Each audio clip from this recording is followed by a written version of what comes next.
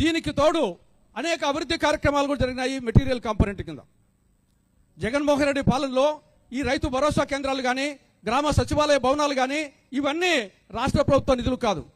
కంప్లీట్గా మహాత్మా గాంధీ జాతీయ గ్రామీణ ఉపాధి హామీ పథకం కింద ఉన్నటువంటి మెటీరియల్ కాంపోనెంట్ కింద వచ్చిన నిధులతో ఈ బిల్డింగ్స్ అన్ని కట్టడం జరిగింది.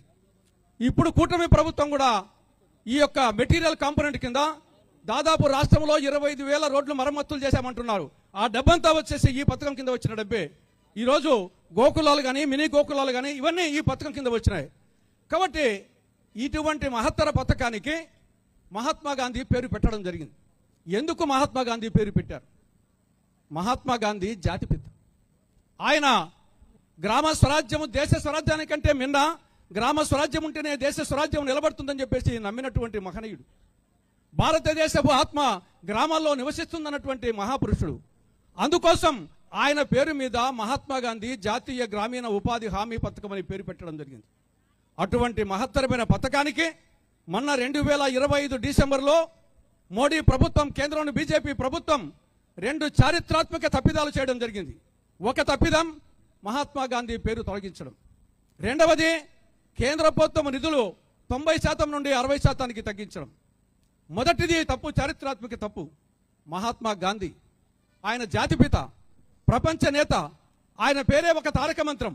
గ్రామ స్వరాజ్యం కలలు కన్నటువంటి వ్యక్తి. అటువంటి పేరు మీద మహాత్మా గాంధీ జాతీయ గ్రామీణ ఉపాధి హామీ పథకం పేరు పెడితే దాని నుండి మహాత్మా గాంధీ పేరు తొలగించడం ఎన్ని గుండెలు, ఎంత దారుణం, ఎంత దుస్సాహసం ఈ మోడీ ప్రభుత్వానికి. దాని పేరు తొలగించి వేరే ఒక నోరు తిరగని పేరు పెట్టారు. విబి గ్రామ్జీ అంట. ఏమిటా పేరు అర్థం కాదు.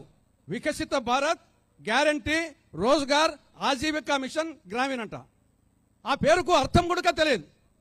రాముని తోక పిబరెండిట్కరీ అన్నట్లు ఆ పేరు అర్థం కాని పేరు పెట్టి మహాత్మా గాంధీ పేరు తొలగించడం జరిగింది.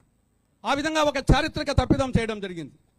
రెండవది కేంద్ర ప్రభుత్వం వాటా 90% నుండి 60%కి తగ్గించింది. రాష్ట్ర ప్రభుత్వం వాటా 10 నుండి 40%కి పెంచింది. దీని పర్యవసానంగా రాబో రోజుల్లో రాష్ట్ర ప్రభుత్వం 40% నిధులు విడుదల చేయదు.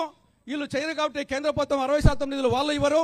ఆఖరికి ఈ యొక్క పథకం కాలగర్భంలో కలిసిపోతుంది. జరగబోయేది ఇదే.